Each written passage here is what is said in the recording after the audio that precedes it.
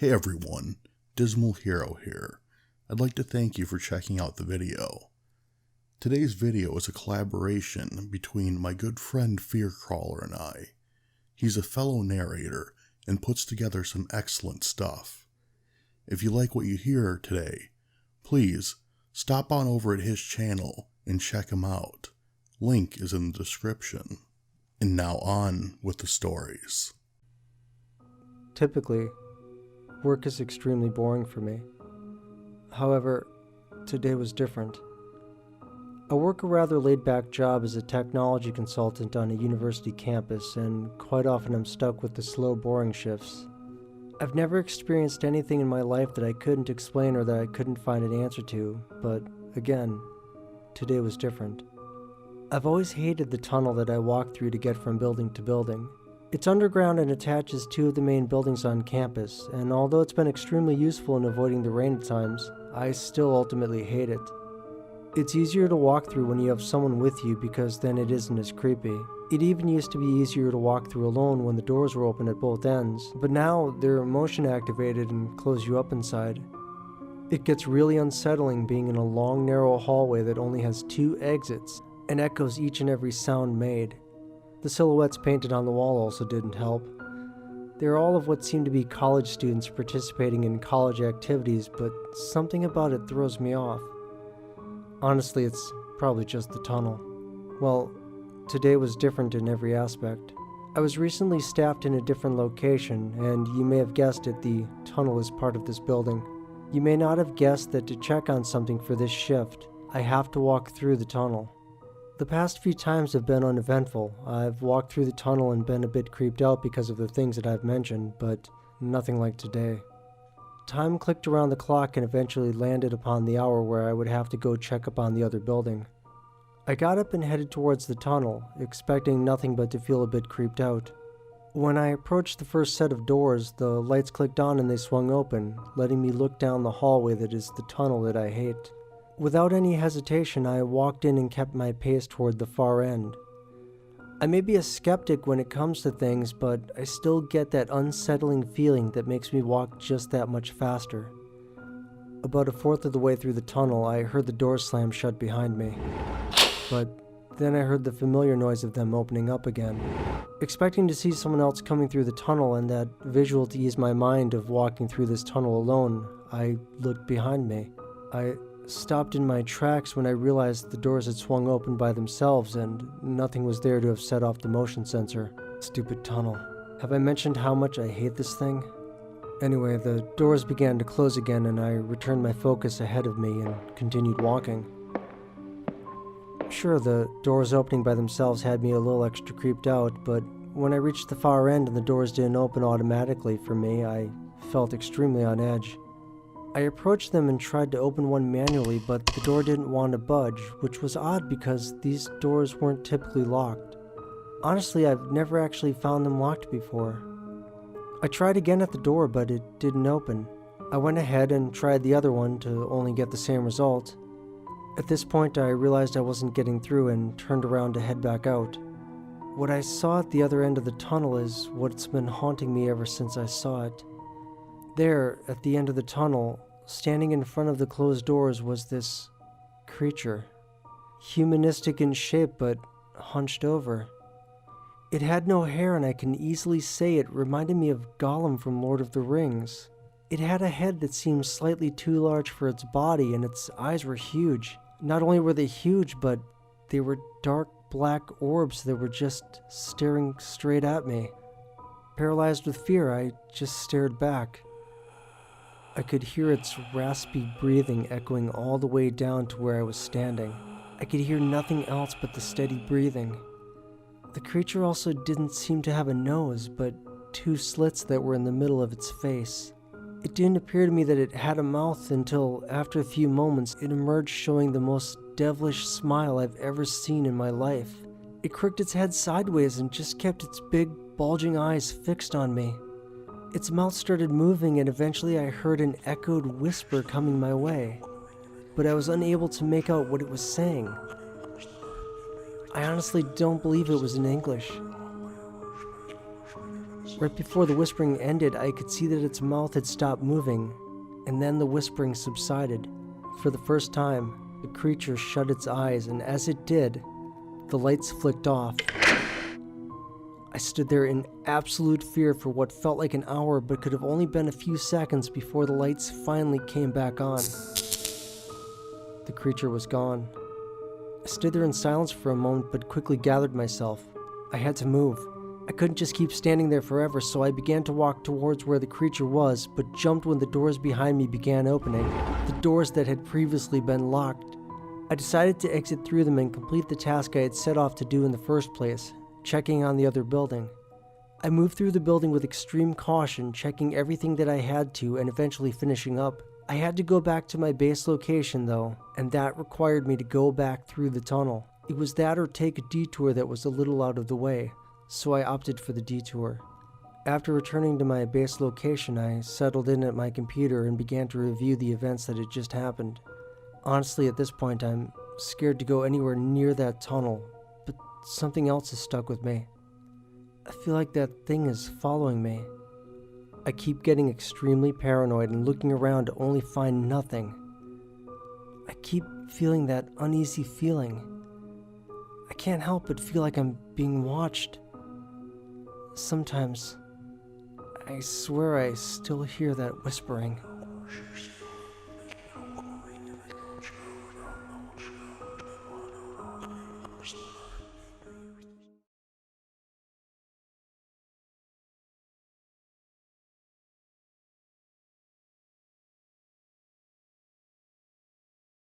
Two summers ago, I just moved in with my parents in their new rental house. They were just settling in, and at the time I had broken up with a girl I had been living with, so it worked out quite nicely. The house was old, but very well maintained. It was a nice house that they had gotten an incredible rental deal on. It didn't take us long to move in all of our things, as we didn't have too much. About a week went by, and this particular night my mother was preparing dinner. She asked me to go down to the basement and get her the pasta strainer from one of the boxes that hadn't been unpacked yet. I obliged and went down the rickety steps to the basement. Once down there, I took a look around and really observed the place. I had been down there a handful of times so far, but just in and out. It was an unfinished room with support pillars about every 10 feet. There was a few dressers and shelves around the walls, covered with sheets. They were some of the landlord's things that he stored there. I started digging through one of the boxes when I noticed something was off. A very cold draft, not coming from the stairs, but from the wall. I walked towards the source of it. It was coming from behind an old cabinet. I pushed it forward to inspect it, when I noticed the wall behind it had a hole in it. Not a big one, but it looked like someone dug straight through the cement foundation into the basement. It was out of place, but nothing that arose too much concern. I informed my dad about it, and he said he would ask the landlord. Now, fast forward a couple of days. I had to return to the basement again to fetch another item from our packed boxes. This time I noticed the draft was stronger. I looked again, and to my surprise, the wall had been completely torn through. Bits of cement were all over. There was about 1.5 feet hole in the wall. I moved the dresser completely and looked into it, and it looked like it was a tunnel, but I couldn't see very far in from how dark it was. I placed the dresser back into its resting place and went back upstairs. That same night I felt cold, very cold. My room wasn't too far from the basement, and I began to wonder if the draft coming in from that hole was leaking in more air than I thought. After all, it was winter. I decided to descend the steps again, and thought I could maybe find a way to block the hole with a box or something like that. But, to my surprise, When I made it downstairs, the dresser had been moved. It was pushed out of the way of the hole. I approached it and looked at it. The back of it had multiple claw marks, the kind you would see on a door if a dog had been clawing at it. But the claws were wider, like they were more spread apart. This didn't raise my attention immediately since I hadn't looked at the dresser before and they very well could have been there. What did get my attention is the sound that emanated from the hole in the wall. It was a ticking sound, like the sound someone makes slapping the roof of their mouth with their tongue. I began to move forwards towards the hole out of curiosity, and that's when I heard it, a very low, guttural growl. I backed up and ran upstairs as fast as I could. Growing up in a family of hunters, I had been out and heard quite a few different noises coming from animals in the woods. But this was unlike anything that I had ever heard. I locked the basement door and eventually calmed myself to drift off to sleep. The next day I informed my dad again and had him look at it. He brushed it off and said it was a badger.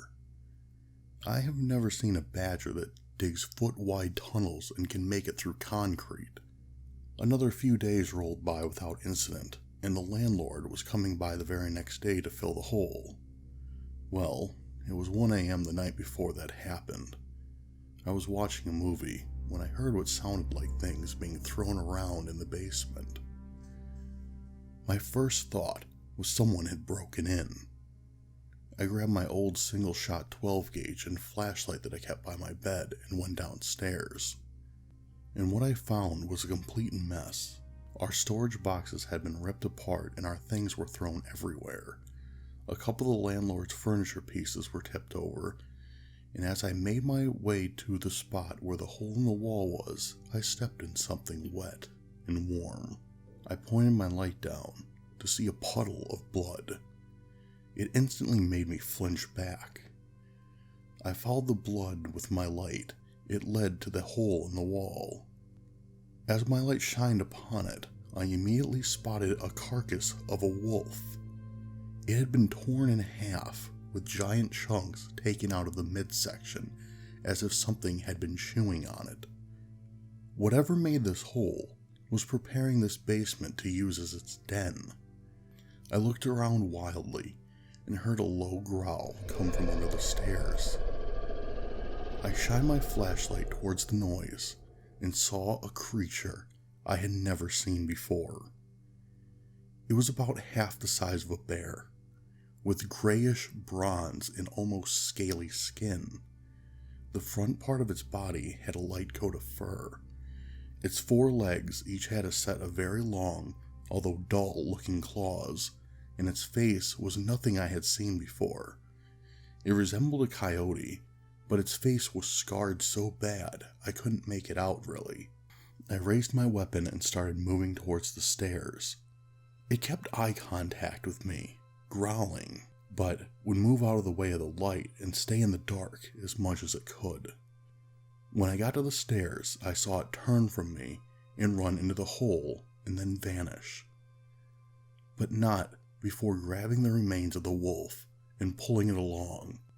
That night, I notified the forest rangers who said they had never heard of such a thing and made no attempt to conceal their doubts about my encounter. The hole was filled in the next day, and I never saw any sign of the creature again.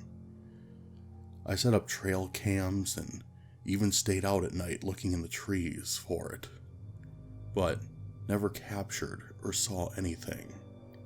Now, if anyone who lives in the western United States has ever heard of something like this, please let me know, so I know that I'm not crazy. Hey everyone, Dismal Hero here. Thanks for checking out the video, and if you like what you saw, make sure to subscribe so you're always up to date with my new videos. Thank you again for watching, and I'll see you next time.